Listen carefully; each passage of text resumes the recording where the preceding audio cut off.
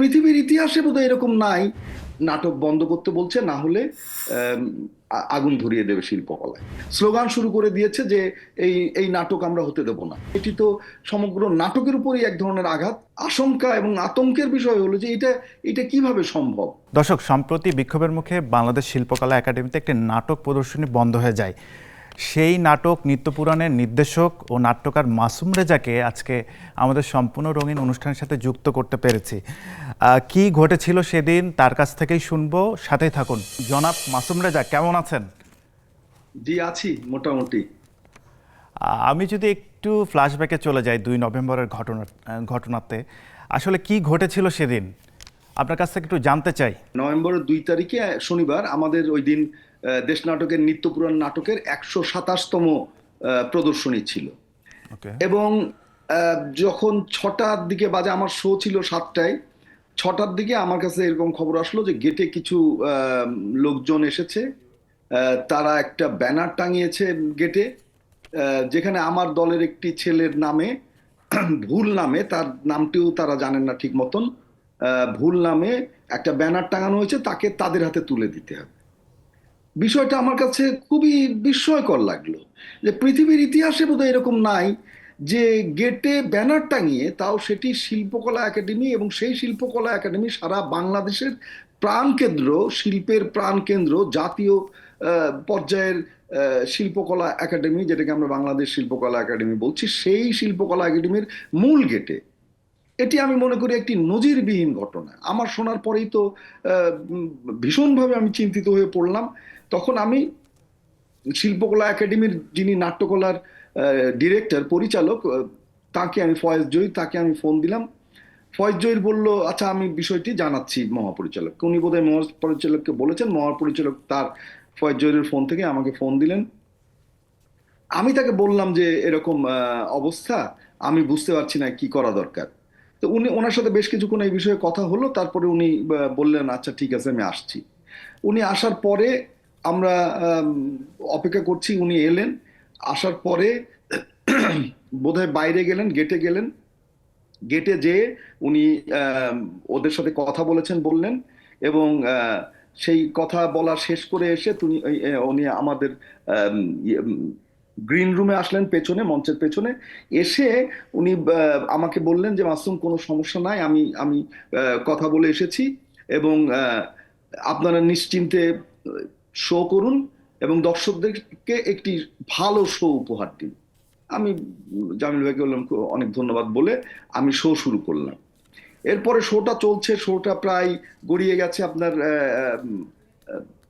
অর্ধেক পার হয়েও, বাকি অর্ধেকের অর্ধেক পর্যন্ত যখন গেছে, তখন আমার কাছে, মানে তার আগে থেকে একটু একটু খবর আসছিল যে গেটে আবারও, মূল গেটে আবারও মানুষজন আসছে, মানে দাঁড়াচ্ছে ওইখানে। এবং ওরা বলছে যে ওরা আম, এই এই বৈষম্য বিরোধী আন্দোলনের সাথে যুক্ত কেউ কেউ, কিন্তু আসলে তাদের কথাবার্তা, তাদের বয়স এবং তাদের আহ, প্রজ্ঞা, কথা বলার ধরন, কোনোটাই আসলে আমার কাছে, মানে তাদের কাছ থেকে ইনফরমেশন নিয়ে আমি জানলাম যে কোনোটাই সেরকম নয়। এবং তখন আমি জানলাম, যেমন ধরেন ওদের ভিতরে কেউ কেউ আছে যারা এটাকে নেতৃত্ব দিচ্ছিল, তারা শিল্পকলা একাডেমি এবং বাংলা একাডেমির তফাৎটা জানেন না। তারা শিল্পকলা একাডেমিকে বাংলা একাডেমি বলছে, যে বাংলা একাডেমির ভিতরে একজন আছে, তাকে আমাদের লাগবে। সে এরকম ইয়ে করেছে, একটি কার্টুন দিয়েছে তার ফেসবুকে, যা ইমেজের ক্ষতি করেছে, এইসব এই জাতীয় কথা বলছে। এবং তিনি সেখানে বলছেন যে আহ, বাংলা একাডেমির ভেতরে, এবং তিনি এই যে কে, যার নামে তারা এই ব্যানারটি টাঙিয়েছে, তিনি কে সেটিও বলতে পারছে না, মানে তাকেও চেনে না তারা।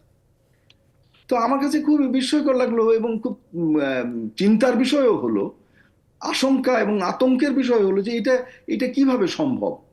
তো তারপরে আবার বোধহয় আসলেন জামিল ভাই। তখন আমি পরে শুনলাম যে জামিল ভাই আবার এসেছেন।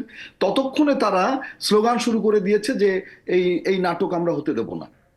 হ্যাঁ, যখন সবাই মিলে যে বলেছে, যার যার কথা আপনারা বলছেন তিনি চলে গেছেন, এখানে আর শিল্পকলায় তিনি নেই, তখন তারা ইয়ে তুলেছে যে এই নাটকই আমরা হতে দেব। তখন আমার কাছে মনে হলো যে এটা তো শুধুমাত্র ওই ব্যক্তির জন্য নয়, এটি তো সমগ্র নাটকের উপরই এক ধরনের আঘাত। জি, জামিল ভাই অবশ্যই। তার সর্বোচ্চ চেষ্টা করলেন সেখানে, এবং উনি এসে এক সময় আমাকে বললেন, আমাকে গ্রিন রুমে আবার আসলেন, এসে আমাকে বললেন যে আমি অনেক চেষ্টা করেছি মাসুম। শুরুই করলেন উনি, পারলাম না আমি মাসুম। তারপরে নানান কথা বলে দু একটি কথার পরে আমাকে বললেন যে নাটকটি বন্ধ করে দিতে হবে। আমি ওর ভিতরে ঢুকলাম, আমি বললাম আসেন তাহলে উম, করি, বলি দর্শককে। আমি ভিতরে ঢুকলাম এবং জামিল ভাইও আসলেন। আমি নাটকটা, আমার আমার শিল্পীরা তখন অভিনয় করছিলেন, অভিনয় চলছিল, আমি তাদেরকে বললাম একটু থামো, বলে আমি সামনে যে কথা বলছি, মানে কথা বলতে শুরু করেছি, এই সময় জামিল ভাই ঢুকলেন। আমি তখন জামিল ভাইকে পরিচয় করাই দিলাম যে উনি আমাদের শিল্পকলা একাডেমির মহাপরিচালক। তারপর জামিল ভাই কথা বললেন এবং উনি এই আশঙ্কার কথা বললেন যে মব, বাইরে যেই সংগঠিত আহ, সন্ত্রাসের যেই মানুষগুলো এসেছে উত্তেজিত, তারা নাটক বন্ধ করতে বলছে, না হলে আগুন ধরিয়ে দেবে শিল্পকলায়। তো উনি শিল্পকলার নিরাপত্তার কথা ভেবেই, দর্শকদের নিরাপত্তার কথা ভেবে উনি নাটকটি বন্ধ করে দিলেন। এই হচ্ছে সেদিনকার ঘটনা। জনাব মাসুম রেজা, দর্শক প্রতিক্রিয়া কি ছিল যারা নাটক দেখতে এসেছিলেন সেই মুহূর্তে? দর্শকের ভেতরে প্রথমে একজন বলে উঠলেন, এই কি তাহলে আমাদের স্বাধীনতা, আমরা কি কথা বলতে পারবো না? কথা বললে কি বন্ধ হবে? আপনি তো ওখানে যুদ্ধ করতে পারতেন।